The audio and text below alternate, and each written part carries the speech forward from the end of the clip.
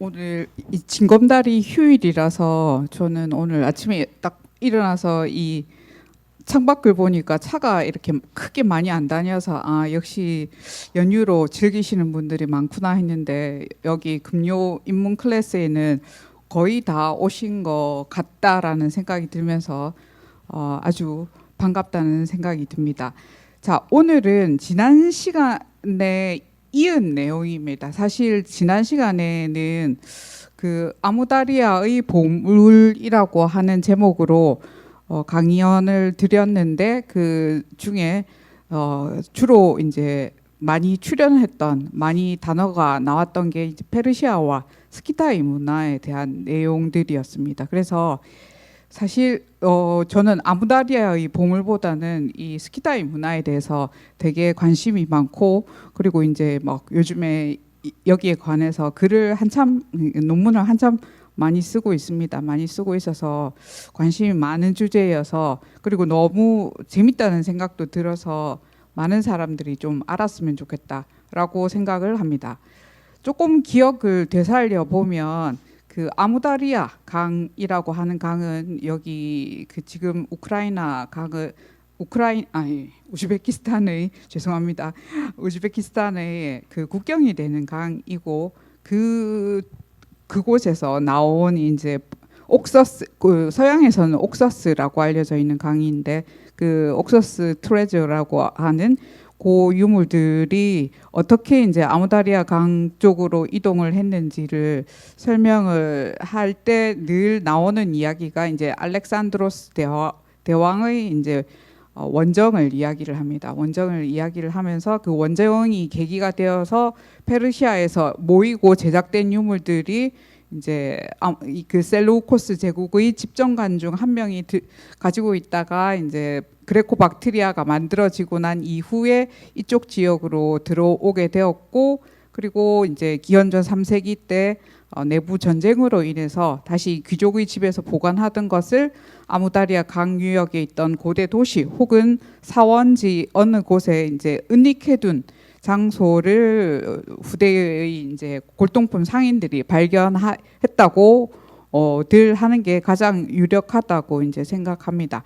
그래서 오른쪽에 있는 유물은 아무다리아의 보물이라고 하는 유물들 중에서 그리핀이라고 하는 그 사자와 독수리의 결합 그리고 스키타의 그 금속 제작 방법이 함께 녹아 있는 그런 유물입니다. 그래서 아마 이제 페르시아에서 제작했을 것으로 생각을 하는데 이제 페르시아와 그 스키타이 문화에 속하고 있는 이 알타이 파지리크라고 하는 무덤 유적 이름입니다. 파지리크 유적에서 보면 이호 여성이 착용하고 있던 목걸이의 장식하고 상당히 많이 닮아 있어서 이 알타이에도 이 페르시아 문화가 이제 들어왔다라고 하는 것을 지난 시간에 이제 들어왔다, 교류를 했다, 혹은 뭐 서로 영향을 주었다 여러 표현을 할 수가 있습니다. 그러면 이제 그 도대체 스키타이 문화가 무엇인지부터 조금 맛배기로 이제 살펴보고 이야기를 해드리도록 하겠습니다. 원래 러시아에서 부르는 명칭은 스키토 시베리아 문화권 혹은 세계라고 하는 그 명칭을 쓰는데 너무 길어서 저는 그냥 스키타이 문화권이라고 이야기들을 합니다. 기원전 9세기부터 기원전 4세기 때에 지금 이 지도에 보면 이 꾸불꾸불하게 되어 있는 요 선에 들어가 있는 이 유적들이 그리고 지금 전쟁이 한참 일어나고 있는 우크라이나 하류에 있는 이 드네프르 강 유역의 여러 유적들이 이제 그 스키타이 문화권이고 멀리는 저기 몽골 뿐만 아니라 중국의 오르도스 지역까지도 그 요소들이 넓게 펼쳐져 있습니다. 펼쳐져 있는데 지금 여기는 안 적어놨지만 뭐 스키타이 3요소라고 해서 그 동물 장식, 무구 그리고 마구, 그러니까 무기와 마구가 공통되는 요소들이 나오는 지역들을 전부 다 일컫는 말입니다. 그래서 되게 넓은 지역에 지금 분포하고 있으며 가장 빠른 유적은 아르잔 1호라고 하는 시베리아에 위치하고 있습니다. 그리고 기원전 7세기와 그다음 기원전 5세기 유적들은 뒤에서 조금씩 제가 이야기를 해드리겠습니다. 그래서 여러 지역에 아주 광대하게 넓게 펼쳐져 있는 문화들의 공통적인 요소들이 보이는 것들을 이렇게 하나의 문화권으로 묶어서 러시아에서 설명을 하고 있습니다. 이게 도대체 가능하냐라고 생각하실 수 있지만 이 사람들이 걸어 다니는 사람들이 아니라 그 말을 타고 다니던 사람들이기 때문에 되게 광역적으로 이렇게 퍼져 있었고, 그리고 각 지역마다 지역의 색깔의 문화들이 있습니다. 근데 그럼에도 불구하고 공통적인 요소들이 보이는 것들을 지금 묶어 놓은 것이고, 그 시기에 이 지금 현재의 이란 지역, 그러니까 서부, 그러니까 그 튀르키예 우측에 보면 여기 이란이라고 주로 이란에 많이 있었던 요 문화권이 페르시아 문화권입니다. 그래서 지도상으로 보면 그러니까 북방과 남방에 큰 두 개의 문화권이 있었고, 스키타이 문화가 존재할 때 남쪽에 여기 이 지역에는 아시리아부터 페르시아 제국까지 역사가 그 같이 이렇게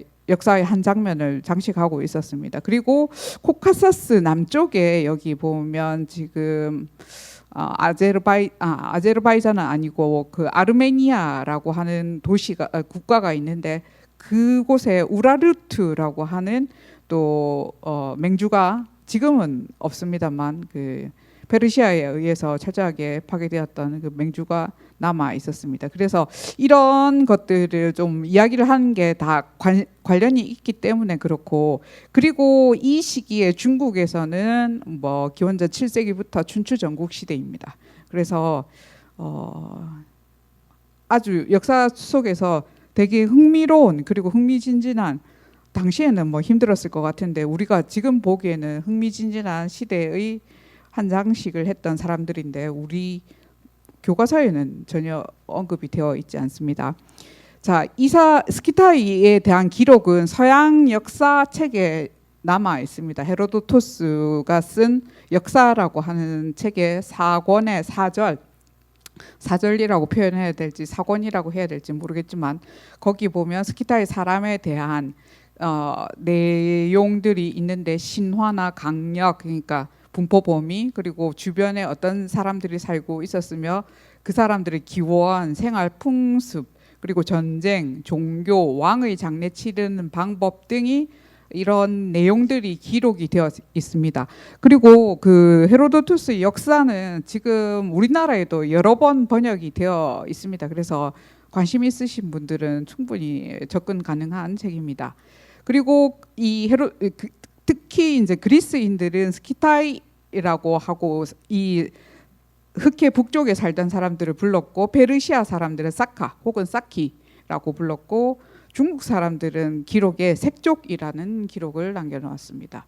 그리고 이 히포크라테스도 헤로도투스랑 동시기 시대의 사람입니다. 기원전 5세기 사람인데 이 사람이 이 의사 히포크라테스 맞습니다. 의사 히포크라테스도 이 내용에 대해서 주로 이제 병과 외모, 출생률에 대한 내용들을 적어 놓았습니다. 그래서 28장, 29장, 30장에 이제 자기가 직접 관찰한 그런 내용들을 적어 놓았습니다. 그래서 뭐 어떻게 보면 이렇게 지금 문장들에 그러니까 이해 안 되는 그런 문장들도 있지만, 대략적인 것은 이제 말 타는 사람들의 히포크라테스도 그리스 사람이었기 때문에 그리스 사람이 바라보는 스키타이 사람들의 이상한 점, 뭐 다른 점, 뭐 그런 것이 이제 주로 이렇게 적혀져 있었다고 생각을 합니다. 그래서 이런 것들을 적어서 기원전 5세기의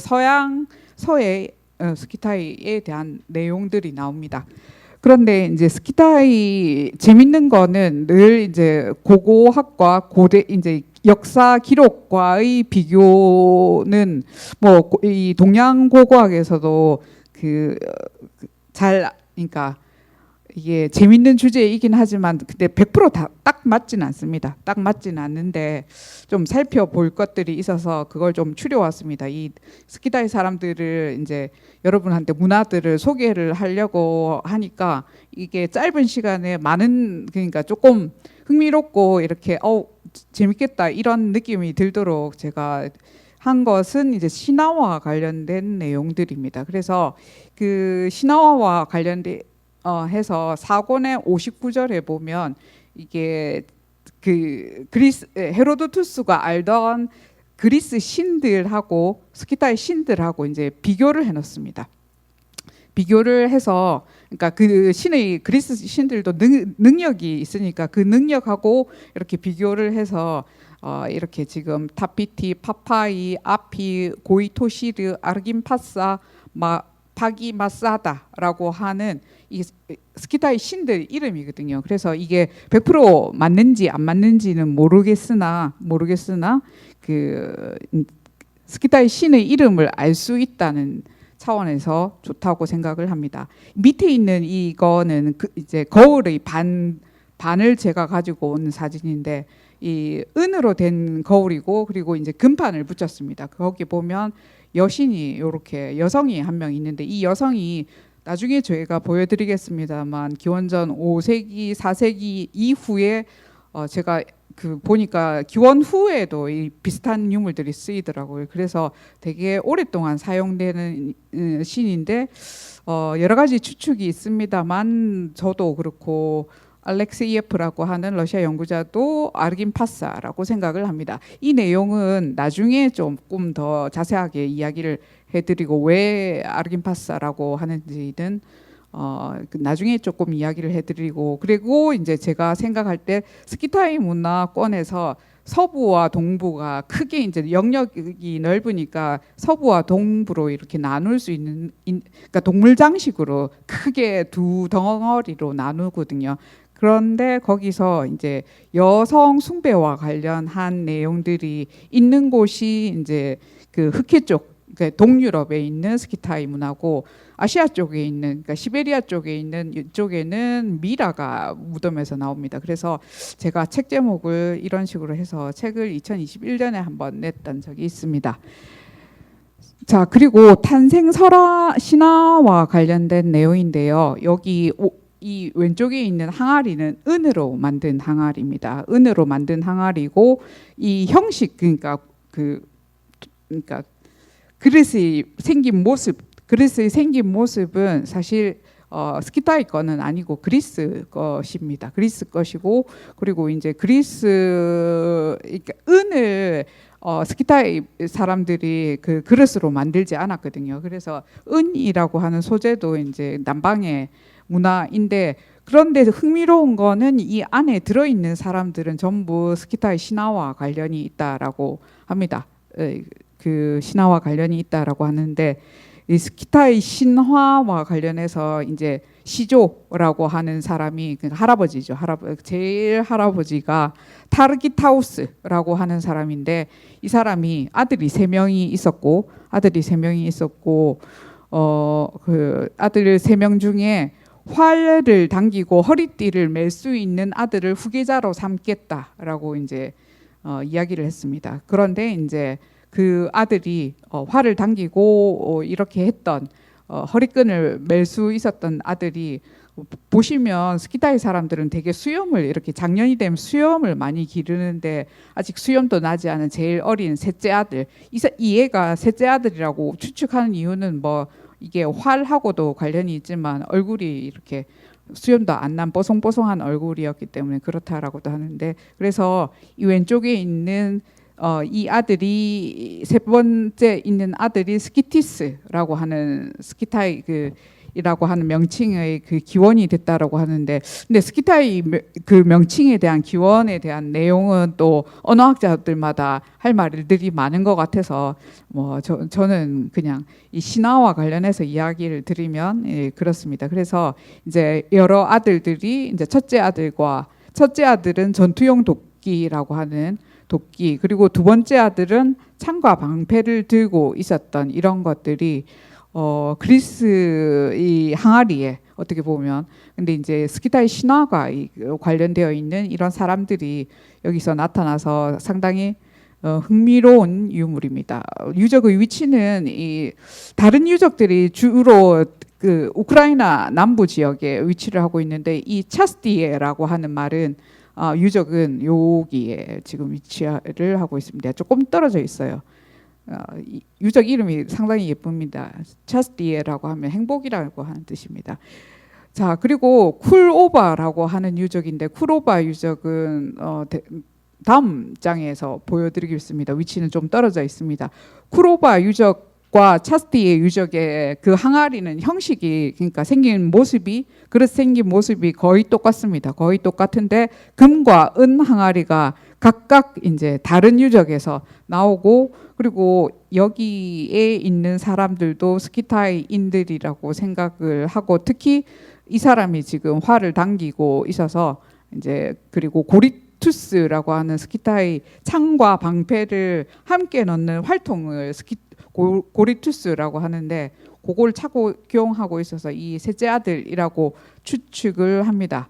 근데 여기에 대해서 그게 신화와 관련된 내용이 아니라 그냥 스키타이 남성들의 일상적인 일상생활의 모습이다라고 하는 사람들도 있습니다. 그래서 지금 물론 장면들은 약간씩 차이가 있습니다. 뭐 발치, 그러니까 이빨을 이렇게 지금 뽑는 장면이라든지, 그 다음에 이게 지금 창을 들고 발을 만지고 있는 장면, 그리고 허리끈을 잡고 있는 장면 등 다양한 장면들이 있습니다. 그래서 두 점은 이제 탄생 신화와 타르기타우스와 관련된 신화라고 생각을 합니다.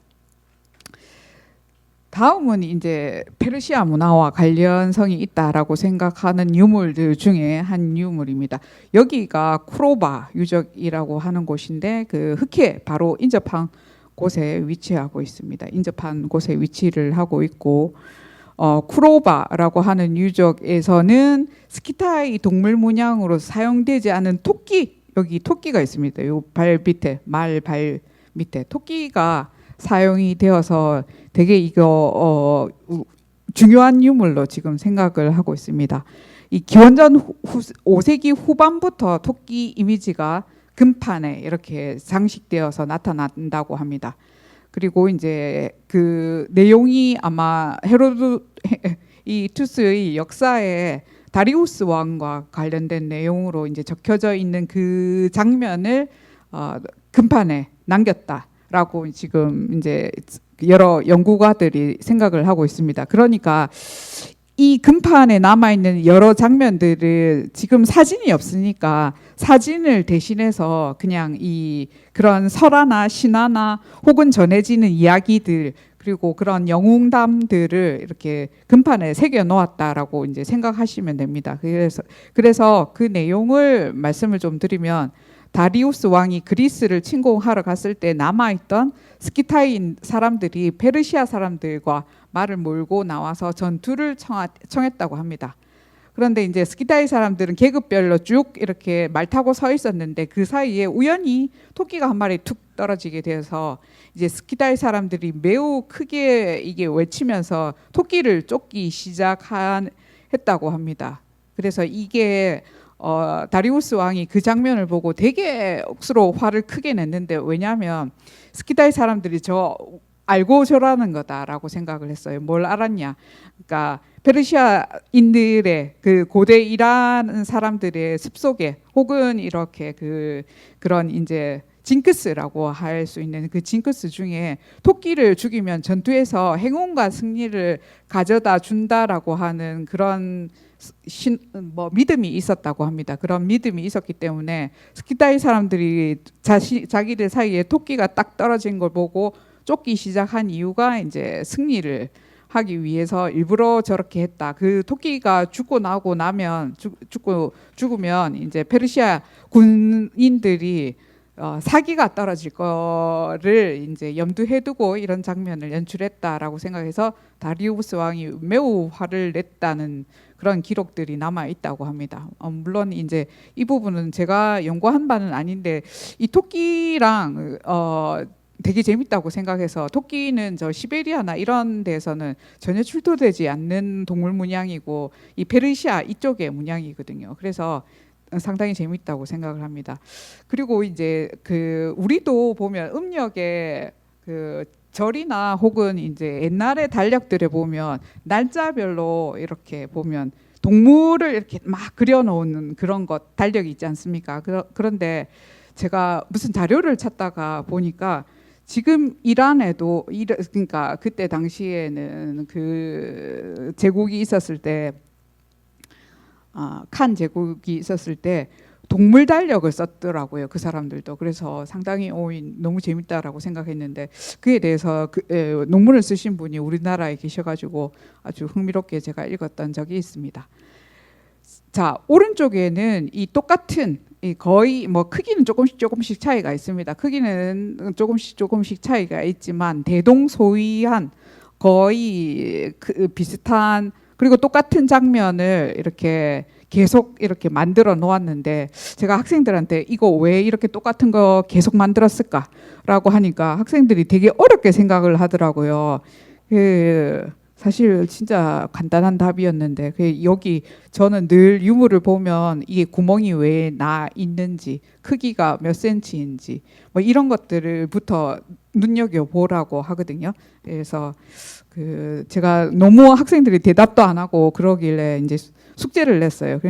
숙제도 보니까 아무도 못 맞췄던데 똑같은 유물을 이게 특히 이 만든 이유는 옷에 이렇게 달던 장식입니다. 옷에 달던 장식이고 그러니까 일종의 지금 우리 여성분들은 특히 이렇게 스팽클이라고 하는 옷에 이렇게 막 반짝반짝반짝하는 그런 거 많이 달린 거 좋아하시는 분들이 있을 겁니다. 그런 것처럼 이런 이제 여성이나 남성, 특히 여성의 옷에 이렇게 달아서 장식했을 거라고 추측을 합니다. 그러니까 이런 유물들이 나오는 무덤에 묻힌 그 주인공은 상당히 그러니까 뭐 지위가 높거나 뭐 저는 사제라고 생각을 하는데 그런 사람이었을 것으로 생각을 합니다.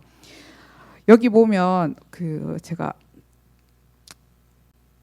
여기 좀 확대를 해서 보면 이 두 사람이 각 들고 있는 게 각배라고 하는 뿔잔입니다. 뿔잔. 동물 뿔을 잘라서 그 속을 파서 만든 뿔잔입니다. 그래서 뿔잔을 들고 의식을 치르는 장면이거든요. 뿔잔을 쓰면서 이렇게 두 사람이 의식을 치르는 장면입니다. 그래서 이 장면도 우리 스키타이 저기 헤로도투스 역사에 남아 있습니다. 이 맹약하는 장면이라고 하는데 여기 보면 누구와 맹약을 하던 다음과 같이 한다. 토기에 술을 붓고 계약 당사자들의 피를 썩고 송곳니로 몸을 찌르거나 칼로 몸을 조금 베어서 피를 뽑는다. 그리고 칼, 화살, 투부, 이게 투부가 전투용 도끼를 말합니다. 창을 항아리에 담그며 길게 기도하고 마지막에 이 계약 당사자들과 수행원들 사이 가운데 요인들이 술과 피가 섞인 것을 마신다. 라고 합니다. 그래서 이 술 마시는 장면인데 이 안에 뭐 피가 들었는지 뭐가 들었는지는 잘 모르겠지만 그러니까 이렇게 그리고 사람에 비해서 이 뿔이 이렇게 크지 않은데 뿔잔들이 되게 크게 표현이 되어 있습니다. 그러니까 특별한 의식을 치르는 거를 강조를 했다라고 할 수 있고 이런 유물이 대략 2.5cm 내외의 크기인데 이게 300여 개가 출토가 되었습니다. 그래서 이것을 달고 있던 여성이 아마도 그런 이제 스키타이 신 중에 한 명을 모시던 사제가 아닐까라고 이제 추측을 해볼 수 있습니다.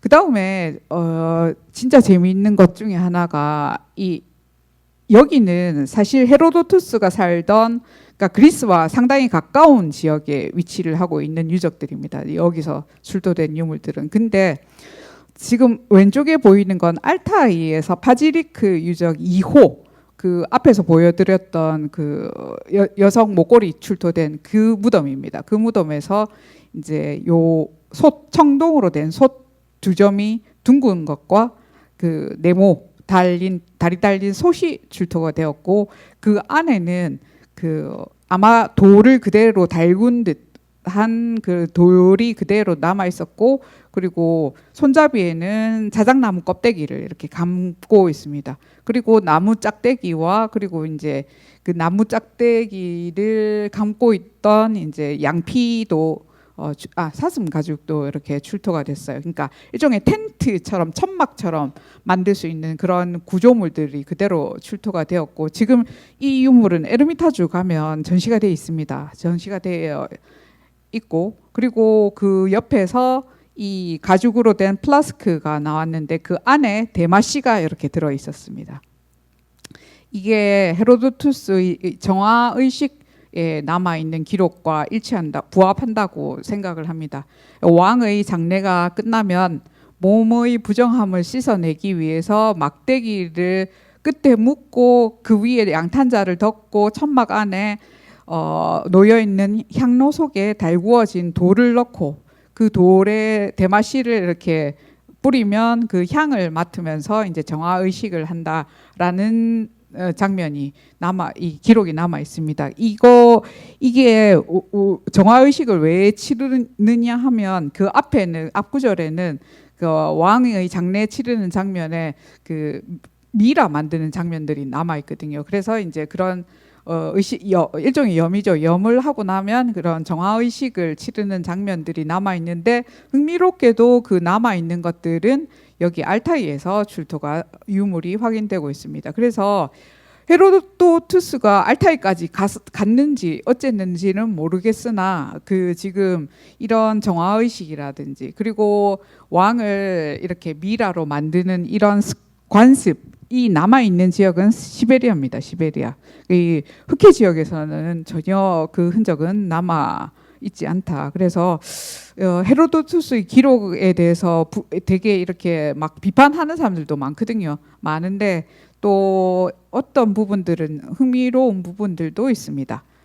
자, 그러면 스키타이 문화 속에 페르시아 문화들을 조금 살펴보기 위해서 기원전 7세기 켈레르메스의 유적을 조금 자세하게 들여다보고 또 이야기를 이어나가도록 하겠습니다.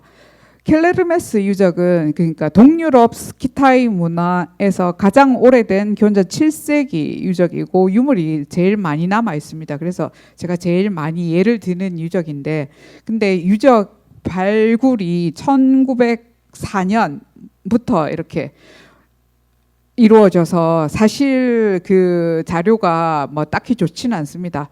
그러니까 이 러시아에서는 19세기 후반부터 제국고고학위원회라고 하는 그러니까 로마노프 왕조에서 고고학을 조사를 하기 위해서 귀족들이 조사를 하기 위해서 위원회, 학술회의를 이렇게 각 학술 연구회를 만들고 그 연구회 회원들이 주로 이 발굴했던 지역이 이 흑해 주변에 있던 지역입니다. 흑해에 있던 주변에 있던 지역이고 거기에서 이제 발굴이 많이 이루어지는데 아시다시피 이 흑해 지역은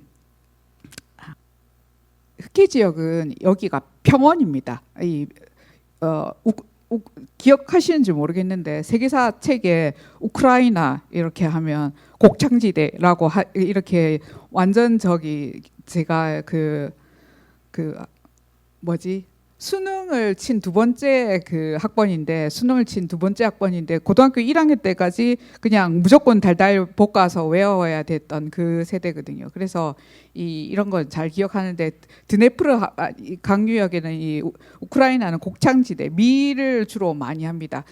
이 이야기를 왜 제가 하냐면 곡창지대 평원이거든요. 그런데 이 스키타이 무덤들은 높이가 11m, 12m니까 평원에 볼록 솟아 있으니까 당연히 그 농부들은 거기가 뭐 하는 곳인지 궁금했을 것이고, 그래서 일찍부터 도굴이 심하게 이루어졌습니다. 그러니까 그 안에서 유물들이, 황금 유물들이 많이 나온다는 사실을 들어 알고 있고, 뭐 옆집에도 키우고 뭐 이렇게 하면 저 같아도 한번 만약에 지금 같이 문화재 보호법이 있으면 절대로 못 하겠지만, 그때 당시에는 그런 식으로 도굴이 많이 성행했었고, 그리고 이제 이것들 때문에 일찍이 러시아에서는 발굴을 국가 단위에서 이제 조사를 시작합니다. 그래서 이제 베셀롭스키라고 하는 러시아 연구자와 슐츠라고 하는 독일인이 코카서스 북쪽에 있는 켈레르메스 유적과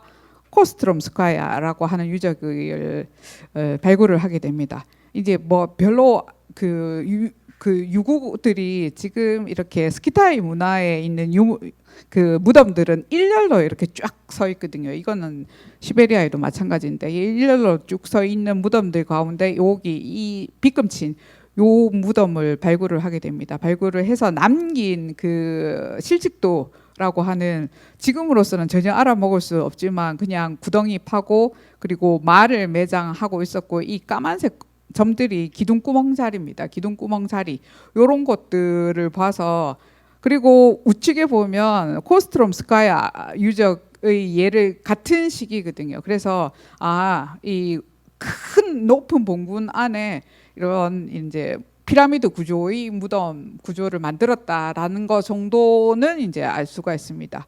알 수가 있고, 이제 중요한 건 유물들입니다. 그래서 이 유물들이 상당히 지금도 많이 남아 있는데 특히 외부에서 제작된 유물들이 많이 남아 있습니다. 이 거울도 포함합니다. 거울이 포함되는데 우라르트라고 하는 그 코카서스 남쪽에 아르메니아에 지금 위치하고 있는 그 지역에서 만들었을 것으로 추측하거나 뭐 그리스에서 만들었을 것으로 추측을 합니다. 추측을 하는데 저는 이제 우라르트에서 만들었다라고 하는 그 이야기들을 그 논문에도 막 적었지만, 그래서 거기 보면 이제 이 여성과 관련된 여신 숭배 사상이 오랫동안 그 지역에 남아 있었고, 그리고 이 유물은 사실 형식, 거울이 생긴 모습은 그 스키타이 거울입니다. 중간에 꼭지가 달려 있는 이것은 스키타이 거울이거든요. 그리스 거울 같은 경우는 손잡이가 밑으로 붙어서 전혀 다른 모습입니다. 그리고 여기에 표범이 한 마리 딱 숨어 있어요. 표범이 한 마리 딱 숨어 있어서 이게 스키타이 그 문양이거든요. 스키타이 문양이어서 이 유물 자체는 스키타이 왕 혹은 귀족이 우라르트에 주문 제작했을 것으로 이제 추측을 합니다. 위에 붙인, 여러분이 지금 보고 계시는 부분은 경면이 아니라, 거울 보는 부분이 아니라 뒷면이고, 이 금판에 제작된 걸 은으로 된 거울에 붙인 겁니다. 은으로 된 거울에 용접해서 붙인 유물이고, 그리고 이거는 컬러 사진이 없는데 각배입니다. 각배인데 은으로 된 각배입니다. 역시 보면 이 여성이 양쪽으로 이 반인반수를 찾고 있는 이런 모습이 그대로 남아 있어서 아마 동일한 지역에서 제작을 했을 거라고 생각을 합니다. 이 여자에 대한 것은 나중에 조금 설명을 드리도록 하겠습니다. 그리고 지금 켈레르메스 유적과 그리고 멜구노프 유적이라고 하는 기원전 7세기 유적에서 출토된 아키나크라고 하는 단검입니다. 스키타이 단검. 스키타이 단검인데, 스키타이 이 아키나크라고 하는 명칭도 헤로도투스가 자기 책에다가 적어놔서 알게 된 겁니다. 그래서 아키나크라고 부르는데, 여기 보면 얘는 지금 검집에 이렇게 들어가 있는 거거든요. 검집은 금으로 장식이 되어 있지만 철제 검입니다. 철제 검이고, 보면은 여기에 너무 작아서 보이지 않는다는 이야기가 있어서, 여기 보면 이 문양이 스키타이 사슴 문양이 여기 들어 있고, 그리고 스키타이 문양이 아닌 이런 문양들이 쭉 이 검집에 새겨져 있습니다. 그 대표적인 그 문양이 이렇게 지금 사자 몸에, 그리고 사자의 얼굴을 하고 있지만 팔은 있잖아요. 그 활을 당기고 있어서 사람 팔이 있는 거죠. 사람 팔이 있고 그리고 물고기 문양까지 이렇게 들어가 있는 이런 요소들이 있습니다.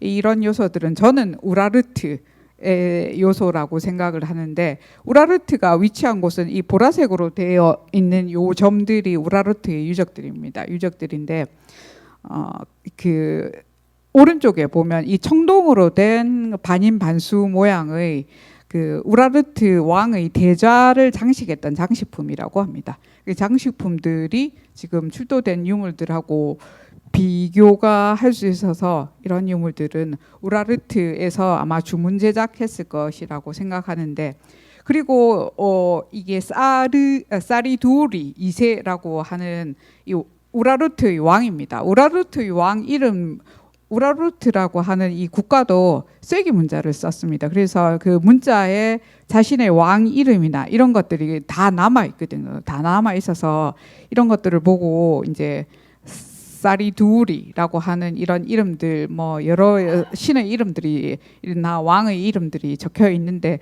이건 지금 제가 그 아르메니아 직접 가서 찍은 사진이고 거기에 보면 이제 문양들이 중간에 보시면 이 중간에 이 세계수라고 하는데 나무가 서 있고 사람이 이렇게 마주 보고 있는 이 장면 여기 보면 이 장면하고 똑같아서 아마도 이 검집도 우라르트에서 주문 제작하지 않았을까라고 이제 생각을 하고 있습니다. 그래서 우라르트에 대해서는 저도 스키타이 문화를 공부하기 전에는 전혀 몰랐습니다. 근데 이 하도 외부 지역의 유물들이 많이 나오니까 뭐 알 수밖에 없었습니다. 이렇게 알아가고 있고 근데 우라르트는 되게 알기가 어려운 게 아시리아나 페르시아 문화와 문화적 요소들과 너무 비슷한 게 많고 그리고 1차 대전 때 유적들이 발굴이 많이 되면서 지금 유물들도 산산이 독일, 영국, 러시아 이런 지역들에 그 퍼져 있습니다. 그래서 그 우라르트에 대해서는 이게 어떤 게 우라르트 거고 어떤 게 이제 아시리아 거고 페르시아 거고 이거를 구분하기가 거의 어려울 것 같습니다. 제가 볼 때는 어렵고 뭔가 새로운 획기적인 유적이 나오지 않는 한 지금 상태로는 알기가 힘들 것 같다라는 생각이 듭니다.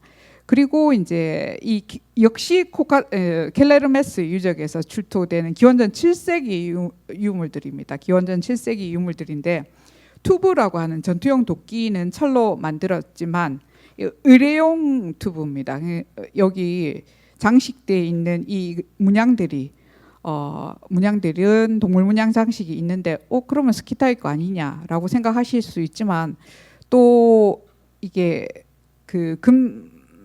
이쪽을 연구하시는 분들은 이게 스키타이 사슴처럼 보이는데 여기 선이 그러니까 앞다리 뒷다리 이런데 선을 2줄씩 넣고 그리고 동물 털을 표현하고 있고 그리고 뭐 이 별 모양도 있습니다. 여기 보면 앞다리 앞에 별 모양이 남아 있고 이런 것들은 이제 이쪽 스키타이 문화의 그게 아니라 확실히 아시리아에서 만들었다라고 합니다. 아시리아에서 만들었고 그리고 오른쪽에 있는 이 그릇의 이름이 필리알리라고 하는데 뭐 이거는 그냥 아시리아에서 그대로 들고 온 유물들입니다. 그대로 들고 온 유물이고 그리고 밑에 있는 것들도 그 쪽에 페르시아에서 나오는 그런 이제 왕 대자를 장식하던 어떤 그 장식품이라고 한다고 합니다. 그래서 이런 이제 고양이 같이 생긴 그리고 이런 양과 같이 생긴 요런 유물들 그리고 다른 보석을 이렇게 색깔 있는 보석을 상감하는 기법은 아직 스키타이 문화에서는 상감법을 사용하고 있는 지역이 기원전 7세기에 있지만 이런 색깔이 있는 유색 보석을 상감하는 것은 뭐 이쪽 아시리아 문화의 특징인 것 같습니다. 그리고 이제 그리스 유물들도 나오는데 여성 머리에 쓰던 그러니까 머리띠를 디아뎀이라고 부르거든요. 그래서 이런 디아뎀들도 여기서 출토되고 있습니다. 그래서 그 켈레르메스 유적에서는 그러니까 스키타이 유물뿐만 아니라 국산뿐만 아니라 외국품 그리고 주문 제작한 거 이런 것들이 지금 엄청 많이 쏟아지고 있습니다. 그러면 스키타이 유물은 무엇이냐라고 하면 주로 이제 마구와 무기와 관련된 유물들입니다. 중간에 있는 것도 그렇고 왼쪽에 있는 것들도 전부 말 얼굴에 달던 말 얼굴을 이렇게 고삐를 재기 위해서 재갈을 고정시키기 위해서 이렇게 두르는 걸 굴레라고 하거든요. 이 굴레라고 하고 굴레에 붙였던 금으로 된 장식입니다. 금으로 된 장식이고 왼쪽에 있는 건 뼈를 깎아서 만든 장식들입니다. 뼈를 깎아서 만든 장식인데 아마 부적 역할을 했던 것 같습니다. 그래서 동물 토템 뭐 이런 것들을 믿었던 것 같고 그리고 이 제일 오른쪽에 있는 이것이 그 말 입에다가 끼워서 넣는 제갈입니다. 제갈과 동물 문양 장식들, 굴레 장식들입니다. 그리고 이 중간에 있는 건 여러분 아이고야. 용도가 무엇이라고 생각하십니까? 혹시 추측을 해보시겠습니까? 그냥 듣기만 하면 재미가 없거든요. 용도가 무엇일까요? 여기 구멍이 있습니다. 양쪽에. 참고로 무기와 관련되어 있습니다. 갑옷. 네, 금이어서 그리고 갑옷치고는 이렇게 넓은 금을 쓰면 너무 불편할 것 같지 않습니까? 이 화살통을 장식하던 장식입니다. 그래서 화살통은 유기질제로 만들고 그리고 이제 그 동그랗게 말아서 사용을 했는데 그 쫙 편 거죠. 쫙 편 거라서 제가 막 욕을 많이 했는데 그냥 그대로 두지 이랬습니다. 근데 아마 베셀롭스키 당시에 이미 쫙쫙 폈을 거라고 생각합니다. 그래서 이런 이제 유적의 연대가 있고 그리고 여기에 있는 문양들을 보고 이거는 기원전 7세기 문양, 이건 뭐 몇 세기 문양 이런 식으로 이제 연구자들은 추측을 하게 됩니다. 그리고 왼쪽에 있는 거는 지팡이 끝에 달아서 장식했던 방울입니다. 여기가 방울이고 이 위에 달려 있는 게 이제 그리핀이라고 하는 동물입니다. 그리고 우측에 보면 이건 상당히 큰데요. 방패장식인데 방패장식 치고는 되게 크던데 이거 표범 장식입니다. 그래서 이런 표범과 사슴은 스키타이 문양의 전통적인 이제 문양입니다. 자, 그리고 나오는 유물들이 그 제일 왼쪽에 있는 유물은 청동솥입니다. 청동솥이 사실 스키타이 문화부터 흉노 시기까지 그 유라시아 전역에서 사용되고요. 오른쪽으로 그러니까 만주 지역에 들어오게 되면 선비, 부여 이런 사람들은 늦은 시기가 되면 이제 이 청동솥, 동복이라고 하거든요. 청동솥들을 사용하고 뭐 우리나라에도 저기 대성동 유적이라고 하는 곳에는 기원 후 3세기 때 청동솥이 그러니까 이렇게 생긴 청동솥은 아닌데 선비나 부여 사람들이 쓰던 청동솥하고 되게 닮은 게 나옵니다. 그래서 이 유라시아 전역에 이 청동솥을 막 퍼져 있어서 저는 우리 그 학생들 중에 한 명이 청동솥으로 글을 좀 썼으면 좋겠다는 생각이 드는데 아무도 안 쓰고 있으면 결국 제가 쓸 것도 같다는 생각이 들기는 하지만 이게 제일 서쪽에는 헝가리에도 이 출토가 됩니다. 청동솥이 출토가 돼서 되게 흥미로운 자료다라고 생각을 합니다. 그래서 앞에서 보여드렸던 파지리크 유적에서는 별로 안 크거든요. 근데 되게 큰 거는 남성이 몇 명이 같이 들어야 될 것만큼 큰 솥들도 있습니다. 그리고 이것은 무엇일까요? 이것은 아까 이미 맞추셨는데 이게 비닐처럼 생긴 갑옷입니다. 이게 비닐 갑옷이라고 하고 우리나라에서는 찰갑이라고 부르는 거거든요. 그래서 그러니까 통으로 철로 이 갑옷을 만들어 입으면 움직임 자체도 힘들고 여러 가지 힘들 거기 때문에 이렇게 이제 비닐처럼 이렇게 해서 만들었던 갑옷들이 이미 기원전 7세기 유적들에서 출토되고 그리고 이게 헬멧입니다. 투구라고 한자로 쓰면 투구라고 부르는 헬멧인데 이 헬멧들은 저기 하가점 상층 문화 중국의 만주 지역에서 나오는 하가점 상층 문화에서 이 기원전 7세기 때 그리고 몽골에서도 출토되고 진짜 넓은 지역에서 출토가 되고 스키타이 문화에서 이렇게 켈레르메스 유적이 이 서쪽으로 동쪽으로 퍼졌던 유물이라고 생각하는 대표적인 유물 중에 하나가 이 투구입니다. 그리고 화살촉입니다. 화살촉도 상당히 분포 범위가 넓습니다. 이런 유물들이 다 같이 이제 출토가 돼서 그러니까 연구자들이 생각할 때 그러니까 이 지역에 유물이 있고 그리고 외부에서 들어온 유물들이 있는데 특히 이제 그 아시리아 유물들은 기원전 7세기부터 나오기 시작하고 그리고 기원전 5세기, 4세기가 되면 페르시아 제국의 유물이 나오니까 끊임없이 그 지역하고 관련성을 가지고 있다고 생각을 하고 있습니다.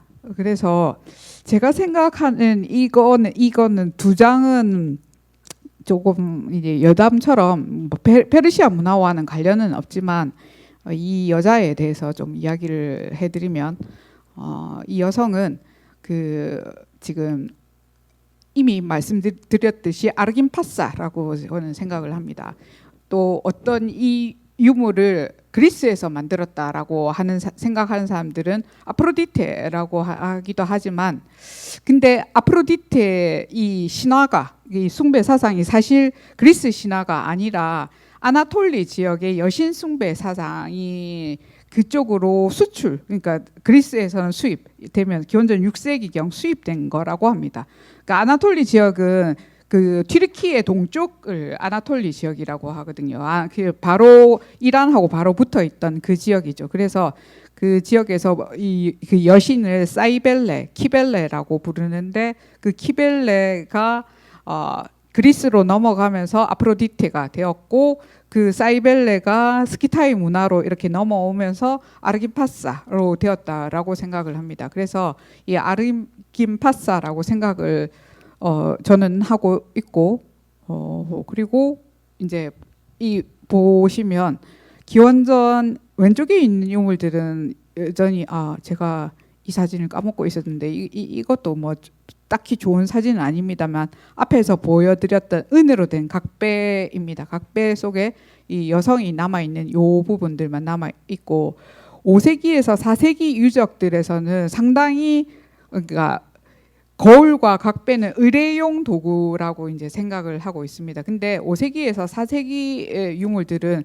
실용 도구들에 많이 표현이 됩니다. 이 중간에 있는 이거는 마면 장식이에요. 말 얼굴에 달고 있던 마면 장식이고 그리고 이것은 여성의 귀걸이 그리고 이 밑에 있는 이 청동 유물은 청동으로 제작된 겁니다. 청동으로 제작된 아르긴파사는 그 지팡이 끝을 달았던 장식입니다. 지팡이 끝을 장식했던 장식이고 그리고 진짜 못 만든 이 금입니다. 이건 그림이고, 그러니까 철을 만들고 그 위에 금을 입힌 건데, 금판을 입힌 건데, 금판을 입혔지만 그 금판에 새겨진 그 새김새가 매우 조잡해서 그냥 진짜 대충 만든 듯한 느낌이 듭니다. 느낌이 들고 그리고 이제 그 들고 있는 그 사람이나 그런 문양들을 보고 여러 가지 다양한데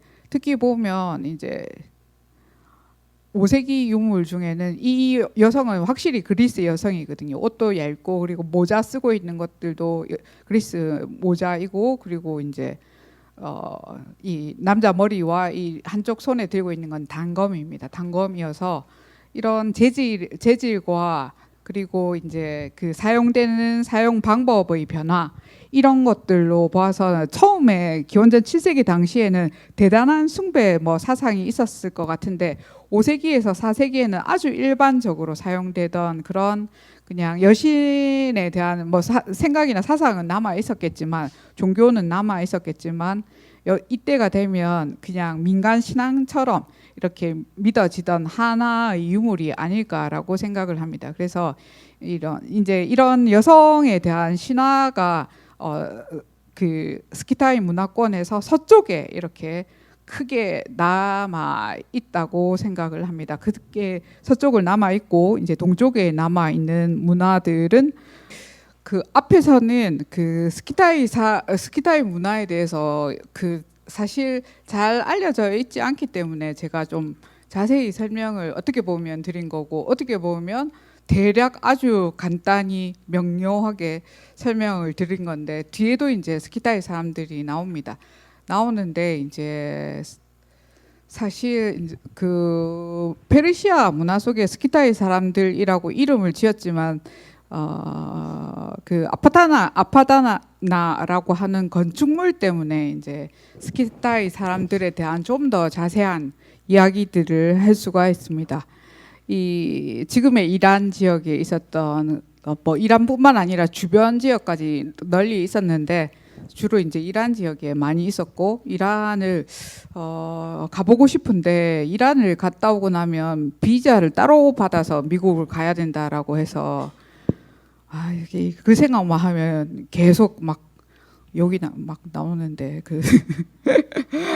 왜냐하면 그 유물들이 페르시아 유물들이 되게 불행하게도 그 미국은 되게 이 이란을 욕을 많이 하면서 그 세상에서 제일 나쁜 나라가 두 나라잖아요. 미국이 생각할 때는. 근데 그 두 나라 중에 하나가 이란이 적성 국가라고 하니까 인데 또 보면 이 페르시아에 대해서 연구를 제일 많이 한 나라도 또 미국입니다. 그 참 희한한 나라이고 유물이 해외에 많은 유물 컬렉션이 있는 곳이 뉴욕에 있는 메트로폴리탄이더라고요. 그래서 아직 저는 아메리카 대륙은 가보지 않아서 그러니까 완전 돈과 서로 왔다리 갔다리 하고 살았는데 아메리카 대륙을 드디어 이제 가야 되나 싶은 생각도 들기도 합니다. 그래서 아파다나 궁전에 보면 궁전을 특히 페르세폴리스라고 하는 도시에 있는 아파다나 궁전을 철저하게 파괴한 사람은 알렉산드로스 대왕이고 알렉산드로스 대왕 당시에 이미 철저하게 파괴했고 그 모습이 새로 나타나게 된 것은 20세기에 들어와서 발굴을 시작하면서 알게 되었습니다. 그리고 이제 수사라고 하는 도시에도 다리우스 1세가 지었고 수사보다는 페르세폴리스가 훨씬 더 이렇게 학술적인 가치가 높은지 이 이야기들을 많이 하더라고요. 그리고 이제 다리우스 1세 때 짓기 시작해서 크세르세스 1세 때 완공을 한 곳이 이제 페르세폴리스라고 하고 이 이란의 남쪽에 있습니다. 이란의 지금 남쪽에 있고 그리고 여기에 유물이 얼마나 많았냐 하면 다리우스 1세 때 조공이 체계가 상당히 발달했는데 각 국가로부터 공납을 받았고 그 공납을 받아서 이 모아놓은 것이 알렉산드로스 대왕이 그 물건들을 그 움직이게 이렇게 날랐을 때 동물을 2만 마리를 실어서 날랐다고 합니다. 그러니까 어마어마하게 많은 유물들이 공납품이 여기 그 왕궁에 있었던 것을 알 수가 있습니다. 이제 이 2만이라고 하는 숫자도 그 기록이 정확하지 않고 그 뻥튀기 한 기록들이 되게 많겠지만 그래도 2,000마리라고 해도 상당히 엄청나게 많았다고 생각합니다. 많았다고 생각하고 지금 여기에 위치를 하고 있습니다. 여기가 지금 페르세폴리스 아파다나 궁전의 왼쪽은 평면도, 오른쪽은 멀리서 본 원경입니다. 원경인데 여기 구글로 보면 이게 대략적인 거 보이거든요. 그리고 구글 사진에 이렇게 구글의 지도에서 이렇게 보면 사람들이 자기가 다녀왔던 곳들을 막 사진 찍어서 많이 올려놨더라고요. 그래서 구글 지도 들어가서 혹시 페르세폴리스라고 이렇게 검색하면 나오니까 한번 들어가서 보시기 바랍니다. 저는 그 구글 지도 보는 거 되게 재밌어가지고요. 좋아하거든요. 그래서 자주 보는데 특히 이제 러시아에 보면 발의 성이나 성 같은 경우는 이 구글 지도로도 뚜렷하게 보입니다. 뚜렷하게 보여서 그런 거 되게 재밌는데 요즘에는 제가 그런 취미 생활을 못하는 되게 바쁘게 살고 있습니다. 그리고 이 평면도 중에 여기 이 부분이 아파다나라고 하는 궁전입니다. 궁전이 있고 지금 이게 벽과 그리고 이제 기둥 구멍이 남아 있었고 철저하게 파괴되었다라고 해도 상당히 규모가 컸다라는 걸 알 수가 있습니다. 여기에 이제 스키타이 사람들이 모습이 있는데 페르세폴리스 테라스라고 하는 그곳에 접근하기 위해서는 요 밑에 보면 이제 사람들이 이제 부조로 이렇게 있습니다. 있는데 민족의 문을 통과하고 나면 두 쌍의 거대한 인간머리 날개 달린 황소 기둥이 있다고 하는데 이게 그 일부입니다. 인간머리 황소 달린 날개라고 하는데 그러니까 몸통은 황소고 아마 머리 달려 있고 날개 달려 있는 그런 것 기둥이 일부가 남아 있는 거를 지금 제가 그 자료를 보고 가지고 왔는데 그리고 이제 이런 식으로 되게 그 앞에서 보면 이 앞에서 보면 이렇게 미로 같이 해서 이렇게 입장을 하도록 되어 있고 요런 부분에 이런 부분에 이제 그런 사신들이 남아 있습니다. 거기 23개 국가의 대표단이 가져온 선물을 들고 있는 대표단이 부조로 남아 있는데 리디아, 인디아, 메디아, 파르티아, 박트리아, 소그드인들 등 엄청나게 많은 사람들이 물건을 들고 각 국가의 제일 이제 뽐내는 그런 유물들 특산품이죠. 특산품들을 들고 이렇게 조공을 하고 있습니다. 그 중에 한 명이 이제 스키타이 사람들이라고 여기 보면 이 스키타이인들은 꽃갈 모자를 쓰고 있고 헤로도투스가 스키타이인들은 항상 이 꽃갈 모자를 쓰고 있다라고 해서 이 꽃갈 모자를 쓴 사람들은 전부 그 스키타이 사람이라고 생각을 하고 있습니다. 그리고 이 사람들이 들고 있는 게 팔찌 그리고 모피 그리고 레깅스 그리고 아키나크를 차고 이렇게 가고 있습니다. 자, 근데 이 흥미롭게도 페르세폴리스의 아파다나가 있는 곳은 이 빨간 점이 위치한 곳이고 알타이는 여기에 있거든요. 스키타이 문화권이 넓지만 페르시아 문화가 가장 확실하게 보이는 곳은 여기 알타이입니다. 알타이에서 보이고 있습니다. 제가 뭘 하나 빼먹었습니다. 죄송합니다. 앞으로 약간 좀 돌아가면 이걸 황금유물을 보여드려야 되는데 이 서쪽의 이야기를 마저 다 못했습니다. 보면 이 페르세폴리스에서 보이는 뭐 여러 유물들 있지만 그 중에 이제 이 중간에 볼가강 유역에 필리포프카라고 하는 유적에서 나온 황금, 은으로 된 이제 그릇입니다. 전부 그릇이고. 오른쪽에 두 점은 각배입니다. 리톤이라고 부르는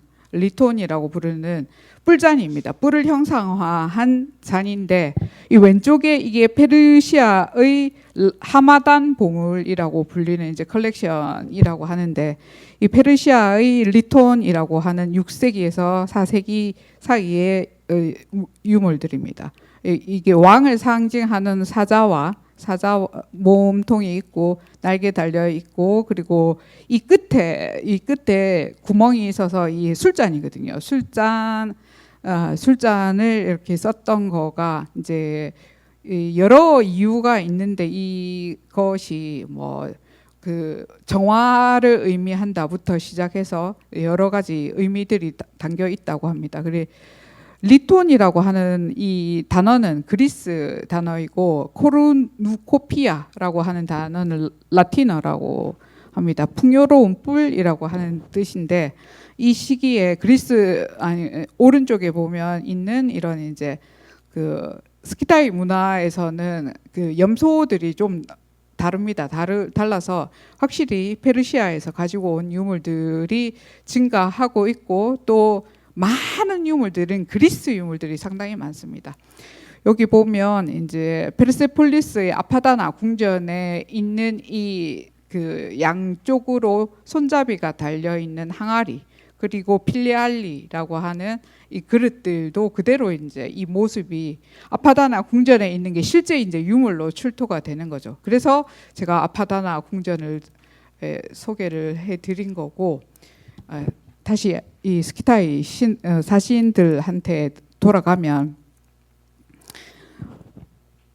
이 중앙에 있는 요 사람들이 이제 스키타이 사람들인데 실제 유물은 그 레깅 그 이게 남녀 모두 이제 착용한 펠트라고 하는 그 이게 펠트는 그 우리 니트처럼 시실 날씨를 교차해서 만드는 그런 게 아니라 고온 고압에서 용융시켜서 이렇게 끓여서 만드는 그런 물질인데 펠트라고 합니다. 펠트라고 하는데 이 펠트로 만든 그러니까 일종의 그 양말까지 달려 있는 허벅지까지 길게 옵니다. 허벅지까지 길게 와서 기마민족들한테 필수적인 이런 유물들을 이런 유물이 실제로 출토되는 것은 그 알타이입니다. 알타이 지역에서 실제로 출토되고 있고, 그리고 모피도 실제로 알타이에서 베르크 깔주인이라고 하는 이 유적에서 출토되는 모피 코트도 여기서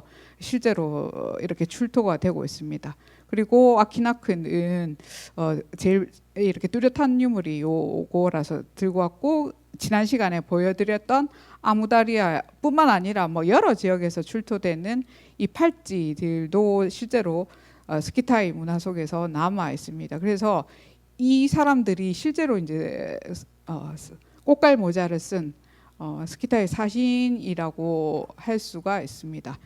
자, 그리고 페르시아 문화 속에 여러 왕들 중에 되게 유명한 이 베히스툰 비문이라고 하는 다리우스 1세의 무덤입니다. 무덤을 장식했던 건데 여기에 위치하고 있습니다. 산 이름이 베히스툰이라고 하는 곳이고 이란의 케르만샤주에 위치하고 있다고 합니다.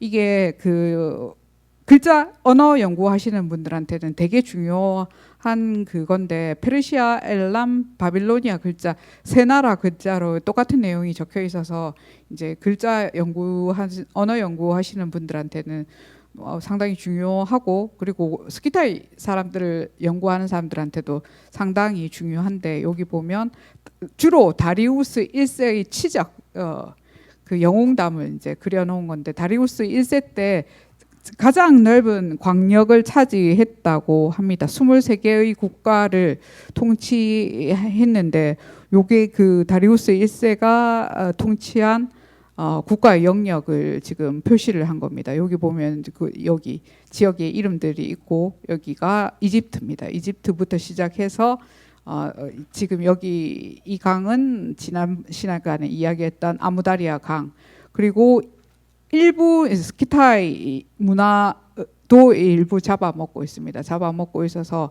이런 이제 그 최대 광역도가 만든 다리우스 1세의 이 치적을 이렇게 쭉 적어놨다고 합니다. 스키타이도 일부 지역이 포함되고, 그리고 키루스 2세와 그의 아들 캄비세스 2세의 죽음으로 초래된 반란을 진압하는 그 장면들, 각 지역의 반란군들의 그러니까 제일 우두머리들을 잡았는데, 이 제가 제일 재미있게 본 건 이 끝에 있는 사람만 모자를 딱 씌워서, 끝에 있는 사람만 딱 모자를 씌워서, 여기 끝에 있는 사람입니다. 모자를 씌워서, 그러니까 스키타이 왕을 잡은 게 어떻게 보면 엄청나게 큰 이제 치적인 거죠. 치적인 것을 이렇게 표시를 하고 있습니다. 일부러 씌웠다고 생각을 합니다. 보면 순하카라고 하는 왕인데, 이게 이제 스키타이 왕의 이름 중에 한 명인 것 같습니다. 여러 가지 지역에 있던 그 스키타이 왕의 이름이 이제 이런 식으로 해서 어떤 비문이나 쐐기 문자들의 이런 이렇게 주변 지역에 남아 있으면서 스키타이 왕에 대한 이름들도 남아 있습니다. 그래서 베이스톤 비문은 그 다리우스 1세한 그 페르시아 연구하시는 분들한테도 중요하지만 스키타이를 연구하는 사람들한테도 상당히 중요한 자료입니다. 자, 그리고 이 유물 속에 다리우스와 스키타이 왕의 전투 장면이 남아 있는 유물이 이 실린더 모양의 원통형 모양의 도장입니다. 인장인데 이 인장은, 원통형 도장은 처음에 만들어진 거는 이제 이게 흙으로부터 시작해서 이제 이 시기가 되면 흙으로부터 시작한 게 제일 오래됐다고 하고, 그것이 이제 출토된 지역은 코카서스 남쪽입니다. 코카서스 남쪽에서부터 출토가 됐는데, 뭐 잘 알려져 있는 거는 페르시아 이런 이제 인장들이고 거기에 보면 이제 여러 가지 그림 처음에는 이제 뭐 이런 문자부터 시작해서 나중에는 이제 이런 장면들이 그림들이 남아 있습니다. 이 유물은 브리티시 뮤지엄에 남아 있고 그리고 이게 한 2.15cm 정도밖에 안 되고 뭐 제가 본 큰 거는 5cm 좀 넘는 것도 봤는데 그러니까 작으니까 가지고 가기가 쉽잖아요. 그러니까 잊어버리기도 쉽고 그리고 세계 각국에 널리 다 훔쳐가서 지금 저는 늘 훔쳐갔다고 표현하는데 가지고 가서 지금 박물관의 자랑처럼 이렇게 하고 있는데 여기 보면 이 중간에 있는 사람이 다리우스 왕이고 그리고 이 오른쪽에 있는 이 꽃갈 모자를 쓰고 있는 이 사람은 스키타이 왕이라고 생각을 합니다. 그래서 이 다리우스 왕하고 뭐 그냥 장군 아닌가라고 생각할 수 있지만 이제 왕과 왕이 싸우는 장면을 그려야 이제 역사성이 있겠다고 생각하기 때문에 아마 왕이라고 생각하시는 것들 같고 그리고 이 중간에 보면 여러분 계속 제가 설명을 안 드리고 있었지만 여기 보면 이 날개를 달고 있고 그리고 이 측면을 표현하고 있는 이 사람이 여기 문양들이 남아 있습니다. 그리고 이 문양은 여기에도 이렇게 남아 있습니다. 여기에도 남아 있어서 왕을 상징하는 문양이라고 합니다. 왕을 상징하는 문양이고 태양의 신이라고 하는데 이름은 아후라마즈다라고 하는 왕이고 조로아스터교의 가장 높은 신이 아후라마즈다고 이 표식과 함께 나오는 사람 무조건 왕이었다고 합니다. 무조건 왕이고 그리고 여기 보면 똑같은 장면이 지금 반복되고 있는데 결국 사자가 이렇게 어떤 사람을 누르고 있는데 이게 이제 다리우스 왕을 상징한다고 생각을 하는 겁니다. 다리우스 왕을 여기 보시면 포인트를 켜서 여기 보시면 이게 사자고 여기 밑에 여기 누워 있는 사람이 이제 스키타이 왕이라는 거죠. 그래서 사자는 역시 그 다리우스 왕이기 때문에 그래서 이 장면 자체가 스키타이 왕과 다리우스 왕의 전투를 새겼고 그리고 새긴 사람이 페르시아 사람이었다면 뭐 다리우스 1세의 승리를 그렸을 것이고 그 뭐 스키타이 사람이었다면 뭐 이런 인장은 사용하지 않았겠지만 스키타이 왕이 이기는 장면을 그렸을 거라고 생각합니다. 그래서 뭐 원통형 인장에 있는 것들은 전부 그렇게 남아 있을 수밖에 없다라고 생각을 합니다. 그래서 이런 유물들 속에도 남아 있어서 상당히 페르시아 문화와 스키타이 문화가 서로 역사적으로 관련이 깊다고 생각을 하고 있습니다. 근데 여기에 대한 연구가 이렇게 많지는 않은 것 같습니다. 여기에 대한 연구는 알타이 파지리크 유적을 처음 발굴한 루덴코라고 하는 사람이 이제 그 파지리크 유적을 발굴하고 나서 스키타이 문화의 유물들로 볼 수 없는 문양들을 이렇게 따로 빼서 연구를 하기 시작하면서 조금 연구가 되다가 이 여러 가지 어려움들 때문에 그런지 이란하고 러시아 관계는 좋은데 그 연구들이 그렇게 딱히 많은 것 같지는 않습니다. 많은 것 같지는 않고 그리고 이 꽃갈 모자는 그러면 실제로 출토가 되느냐 그 사신들이 쓰고 있는 꽃갈 모자는 실제로 출토가 되느냐라고 하면 왼쪽처럼 이 새 머리 저는 꽃갈 모자라고 하는데 끝에 새 머리를 장식하고 있는 꽃갈 모자들이 역시 알타이에서 출토가 됩니다. 역시 알타이에서 출토가 돼서 이 유물을 보면 이 어떻게 저렇게 꽃갈 모자를 이렇게 뾰족하게 세웠지라고 일부러 세운 거거든요.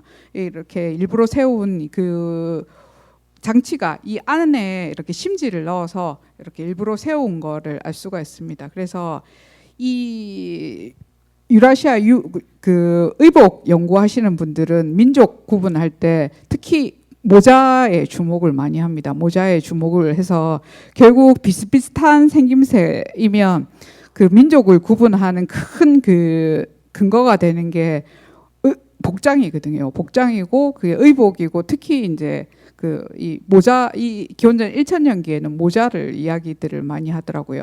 제가 러시아에서 공부를 할 때 그 아무르 강유역에 살던 그런 여러 소수 민족들 자료들을 이렇게 볼 기회가 있었는데 보면 민족과 민족이 되게 비슷 생긴 게 딱 몽골로이드여서 그냥 생김새로는 구분이 안 되는데 옷에 있는 문양 보고 이렇게 서로를 구분을 하더라고요. 이거는 누구 무슨 민족의 뭐 문양, 이건 무슨 민족의 문양 이렇게 구분을 해서 그때 무슨 느낌을 받았냐면 아 이거 그 축구할 때 유니폼처럼 그렇게 너와 나를 구분하는 큰 그게 의미가 이 의복에 있었구나라고 이제 생각을 합니다. 그 뭐 지금은 전통 복장을 잘 입고 다니지 않지만 전통 복장의 의미는 그렇다라고 생각을 합니다. 그래서 이런 실제의 유물들이 아파다나 궁전에 남아 있는 이런 흔적들은 실제로 가장 많이 출토되는 곳은 역시 이 알타이다라고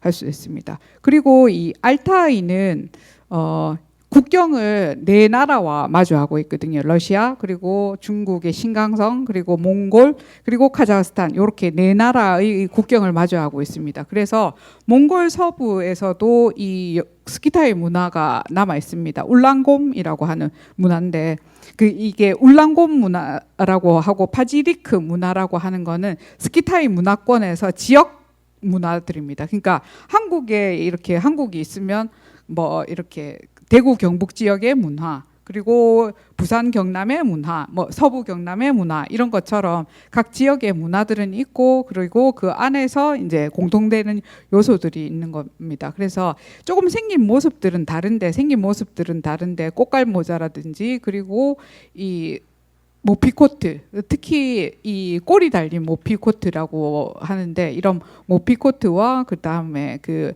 아파다나 궁전에 있던 그 레깅스라고 저희들은 표현하는데 이 안에 입었던 이 바지들이 그대로 출토가 되고 있습니다. 출토가 되고 있고 그 알타이에 있는 민족들은 그 사람들은 그릇들을 이제 하나씩 다 들고 무덤 속에 들어갔는데 목재 그릇입니다. 목재 그릇이 이렇게 출토가 되고 있어서 제가 앞에서 금하고 금속으로 만든 그 그릇들은 페르시아나 그리스 제품이 많다라고 했는데 이게 스키타이 민족들은 주로 이제 이 동아시아 쪽에 있는 스키타이 문화에서는 그릇을 이제 나무로 제작을 합니다. 나무로 제작을 해서 흉노 시기까지도 사용을 했던 것 같습니다. 그리고 이게 보시면 그 끝이 이렇게 뾰족하게 솟아 있는 것과 그리고 이렇게 두건처럼 이렇게 끝이 힘이 없는 것들은 넓게 퍼져 있기 때문에 넓게 퍼져 있는 민족 간의 뭐 차이다라고 하기도 하고 실제로 헤로도투스의 역사에 보면 그 민족의 이름들에 대해서도 막 남아 있거든요. 근데 뭐 저는 그것까지 가져와서 막 이렇게 설명을 드리기에는 너무 복잡하고 그래서 실제 맞을까 싶은 생각들도 들어서 이제 우려를 하고 있습니다. 알타이에서 발견되는 페르시아 문화들에 대해서 조금 살펴보면 앞에서 말씀드렸듯이 파지리크 유적의 2호에서 그 나오는 여성이 착용하고 있던 목걸이 장식과 그리고 이 카페트인데 그리핀입니다. 그리핀 장식이고 카페트에 보면 사자 몸통에 그리고 날개를 달고 있고 독수리 잎 요런 문양들이 처음에 제가 이 스키타이 문화를 접했을 때는 페르시아 문화라고 이거를 이 문양이라고 했을 때 되게 아닐 거라고 생각을 했는데 최근에는 이게 연구를 하다가 보니까 이 페르시아 문양, 이 문양은 페르시아 문양이 맞다라는 생각을 하게 되었고 뿐만 아니라 이거는 1호 출토품인데요.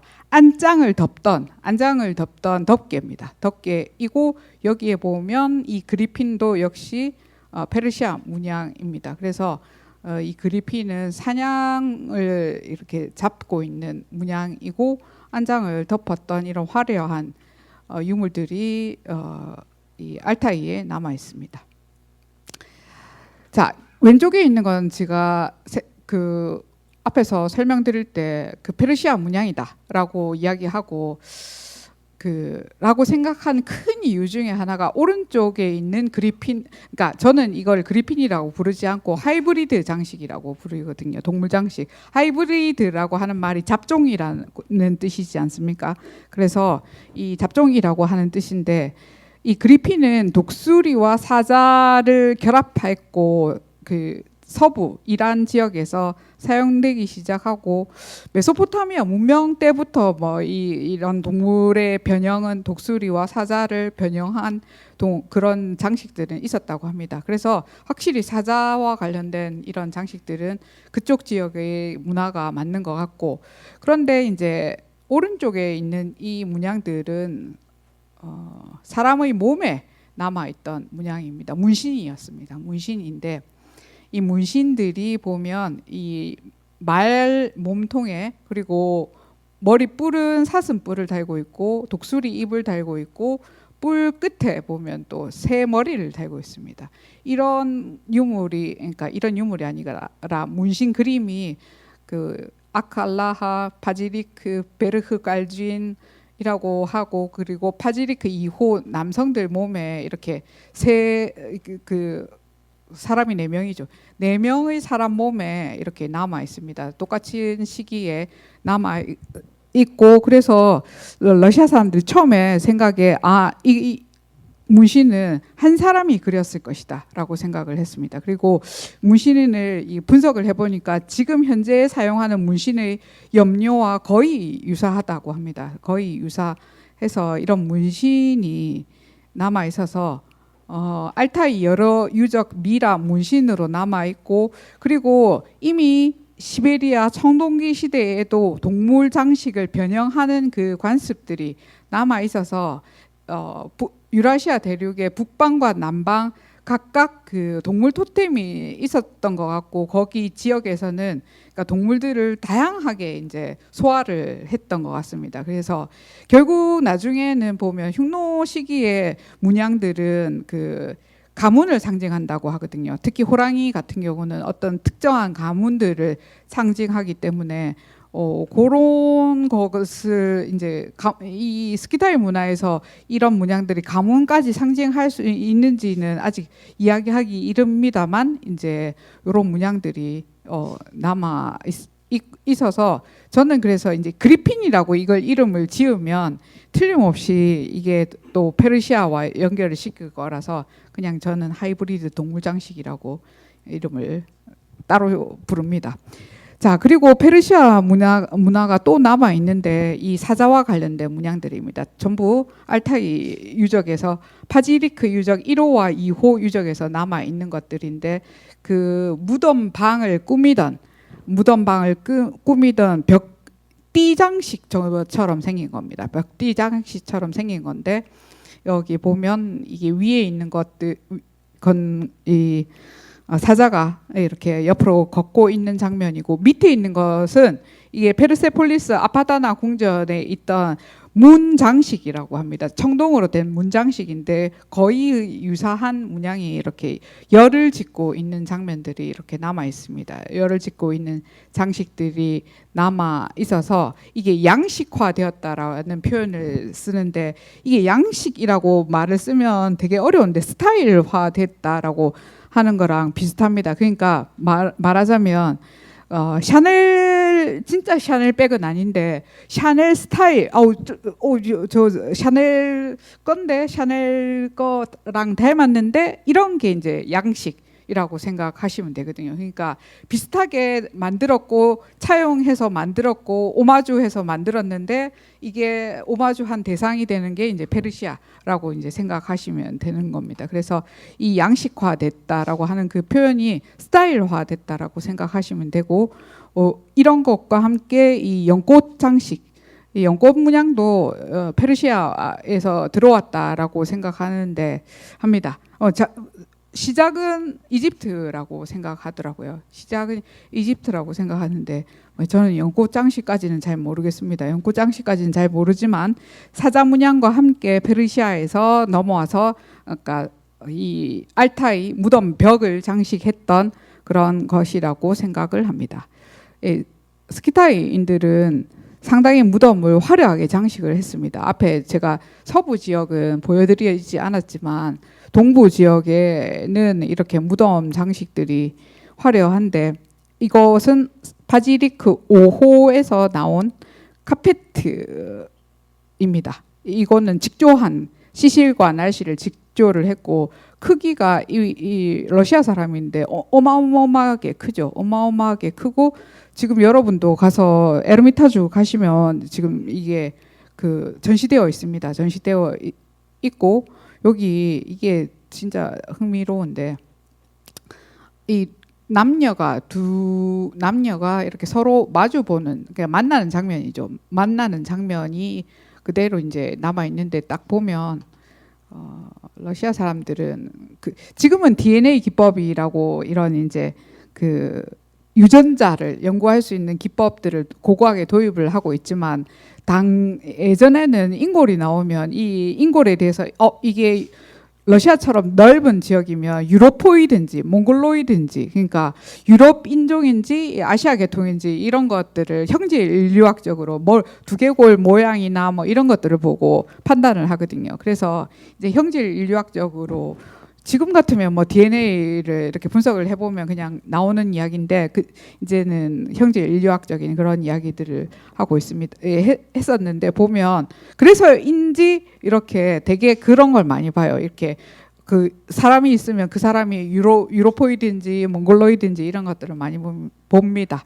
왼쪽에 있는 여성은 지금 얼굴이 둥근, 코도 둥글고 뭐 그래서 아시아 계통의 여성이라고 생각하고 있고 오른쪽 그러니까 몽골로이드 여성 쪽이고 오른쪽에 있는 사람은 그러니까 유럽인 혹은 이제 그 페르시아 계통의 사람이라고 이제 지금 생각을 하고 있습니다. 그런데 이제 이 남성이 착용하고 있는 이 활동은 스키타이 고리투스라고 부르는 전통적인 활동이고 말에 착용하고 있는 굴레 장식이나 이런 것들도 전부 이제 스키타이와 관련된 유물들입니다. 안장을 착용하고 있어서 이 남녀가 만나는 장면을 그대로 이제 그 유물 속에서 볼 수가 있고요. 그리고 요 끝에 보면 여기 이게 이제 스피크스라고 하는 뭐 것도 있고 그리고 오른쪽에 보면 반인반수의 사람 머리에 이런 거가 달려 있는데 이 큰 카페트를 알타이에서 제작했는지 아니면 페르시아에서 제작했는지에 대해서 이게 딱 두 부류로 나누어집니다. 유적을 발굴한 루덴코는 오늘 아침에도 읽어봤지만 역시 그 페르시아에서 제작을 했다라고 여러 가지 증명을 들더라고요. 그래서 페르시아에서 제작을 했다라고 이야기를 하고 반면에 이제 알타이를 또 발굴한 아크 알라하라고 하고 우리나라에도 알타이 얼음 미라 특별전이라고 해서 그 미라전을 해서 우리나라에서 왔었던 그 얼음 공주를 발굴한 볼로시막이라고 하는 사람은 알타이 제작서를 지금 이야기를 하고 있습니다. 그래서 이런 카페트를 어디서 제작했는지는 사실 지금도 이것도 동물털로 결국 만들었기 때문에 뭐 DNA 분석해 보면 나올 것 같기도 한데 잘 모르겠습니다. 그 부분은 하면 누가 곤란할 것 같아서 안 하는 것도 같고 그런 생각도 들기도 합니다. 그래서 이 5호 카페트에 보면 결국 인종이 다른 두 사람이 만나고 있는 장면이고 그리고 왼쪽에 있는 게 바질리크 2호이고 여자, 오른쪽에 있는 건 남자입니다.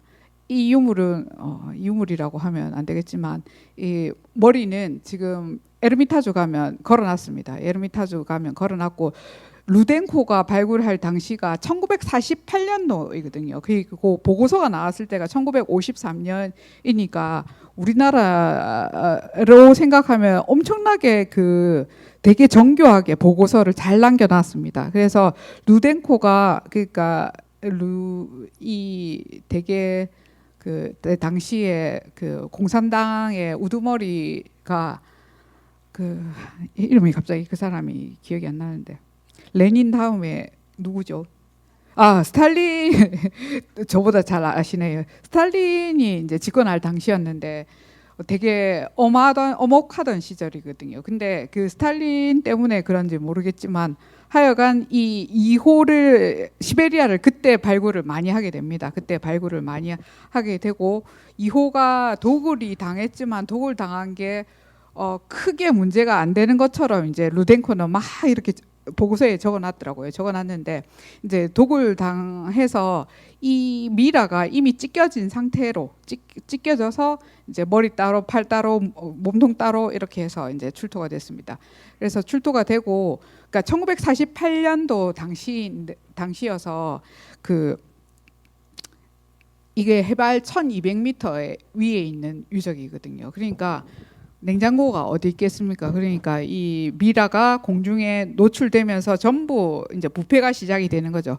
한여름에 발굴을 했으니까 부패가 시작이 되니까 루덴코는 자기가 문신이 있는 부분만 다 이렇게 벗겨서 두고 다 못 쓰게 됐다라고 이야기를 합니다. 그래서 이 머리가 이미 따로 떨어진 채로 이렇게 확인이 됐고 특히 이 남자 2호의 남자는 60세 몽골로이드 남성이고 여성은 유로포이드 여성이라고 합니다. 그리고 나이 차이가 한 10살 이상 나는 그런 남녀가 이렇게 한 무덤에 한 통나무 안에 있었던 것으로 추측을 하고 있습니다.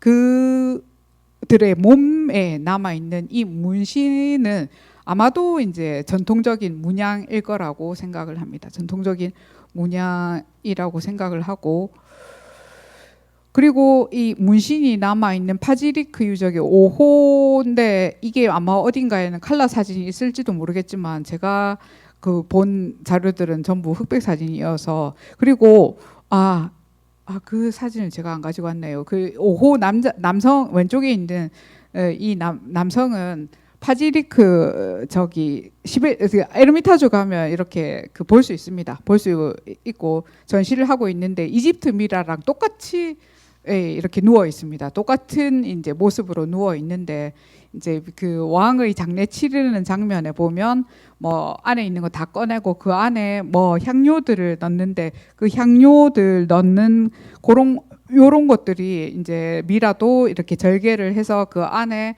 이제 뭐 흙과 뭐 나무로 이런 걸로 채워 넣었던 이런 것들이 다 잘 남아 있습니다. 잘 남아 있는데 거기에 이제 문양들이 남아 있습니다. 문양들이 이제 전통적인 문양이라고 저는 생각을 하고 있습니다.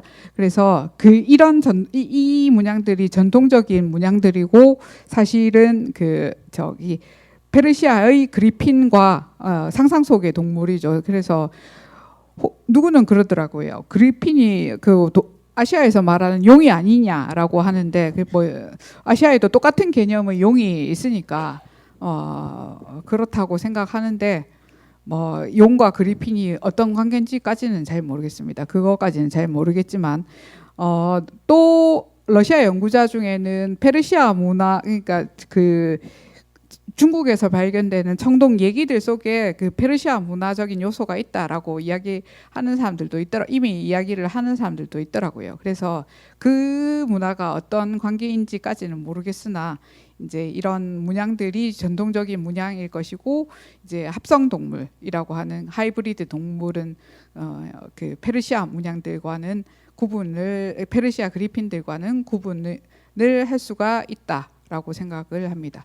그리고 이렇게 절개해서 사람을 그러니까 인형으로 만드는 거거든요. 결국에는 사람을 굳은 화석처럼 만들어서 인형처럼 이렇게 만드는 건데 요거가 제가 생각할 때는 앞에서 보여드렸던 그 여신상들처럼 여신상은 그냥 이제 어떤 사람의 모양을 반복적으로 시간이 가면은 약간씩 표현들은 차이가 있지만 이런 미라들은 이렇게 인형을 만들어서 이제 무덤 속에 매장을 하고 그 다음에 이제 재활의 의미, 재생의 의미를 담았다라고들 합니다.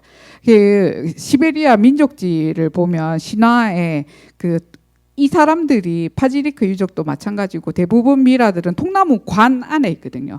통나무는 이렇게 묻어 이거를 파고 그 통나무 관을 말구유처럼 생긴 통나무 관입니다.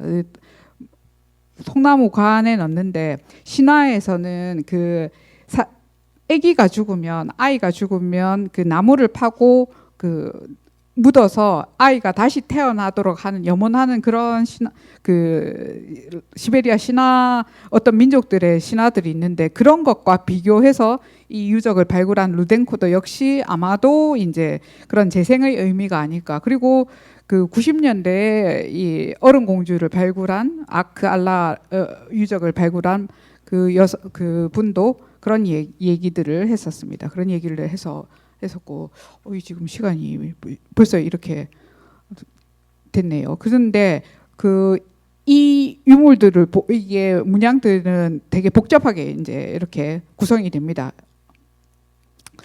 제가 왜 또 전통적인 문양이라고 하는 큰 이유 중에 하나가 파지리크 유적에서 말한테 씌웠던 가면들이 나오거든요.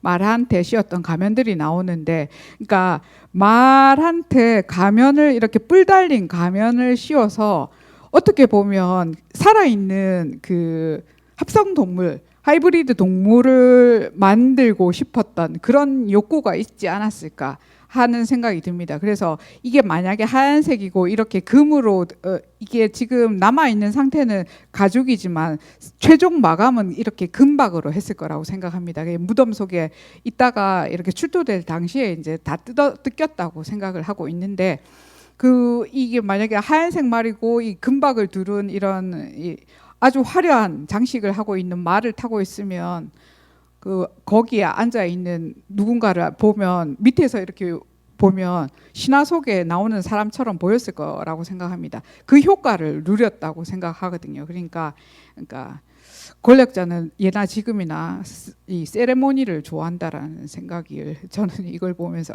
했는데, 자, 여기는 지금 파지리크 유적의 미라들이 출토되는 무덤방입니다. 무덤방인데 미라가 그대로 남아 있을 수 있었던 큰 이유 중에 하나가 알타이가 카자흐스탄에도 있고 카자흐스탄에도 비슷한 무덤 구조가 있는데 미라는 발견되지 않습니다.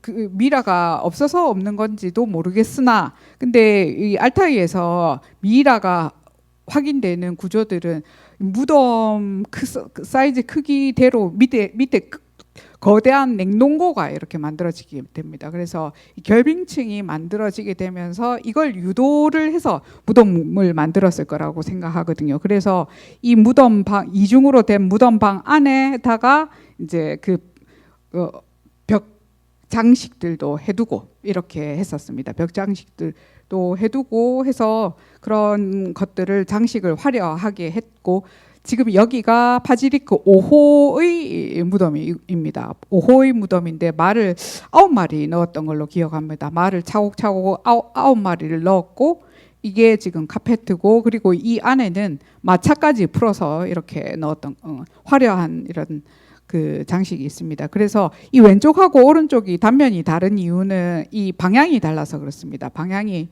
달라서 이렇게 보이는 것이고, 마지막입니다. 마지막 슬라이드인데 지금 여기가 이 파지리크 유적부터 시작해서 미라가 출토되는 유적들의 위치입니다. 그래서 가장 높은 곳에 있는 게 아크 알라하 3유적과 베르흐까지 이 유적이고, 그리고 파지리크 유적은 1500m 그리고 1200m부터 이렇게 미라들이 나오고 있는 유적들이 있습니다. 아크 알라하 3유적은 제가 대학교 1학년 때 그때가 저는 이제 입학할 때가 95년도였는데 그때 입학할 때 막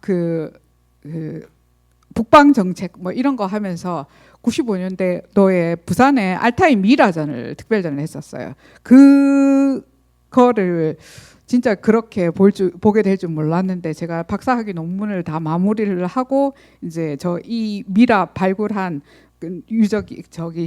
연구소가 저랑 같은 연구소 산하에 있던 시베리아에 있는 연구소였거든요. 그 시베리아에 있는 연구소 가서 다시 보게 되었습니다. 다시 봐서 딱 2번 봤는데 그 뒤에 큰 분란이 일어나서 지금은 그 연구소에 있지 않고 알타이 고르노 시라고 하는 그 시에 아마도 전시는 안 돼 있을 것 같습니다. 전시는 안 돼 있을 것 같은데 그 이야기들은 저기 MBC에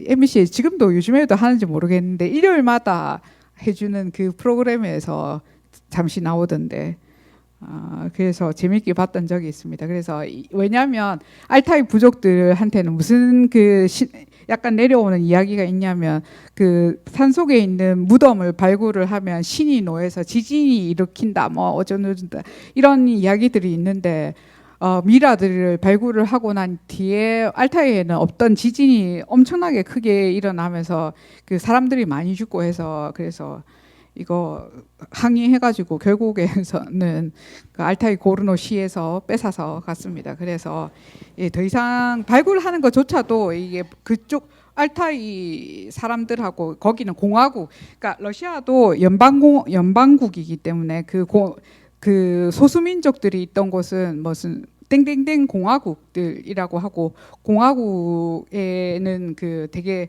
그 정책들을 이렇게 타이트하게 하지 않고 그쪽의 법과 그런 걸 되도록 지키도록 해주거든요. 그래서 그런 것들 때문에 알타이 발굴은 힘들다고 하는데 아무튼 그래도 제 생각 중에 하나는 그 학생들과 함께 공동 발굴을 한번 해보는 게 저희 큰 그 머릿속에 남아있는 마지막 해보고 싶은 작업들 중에 하나입니다.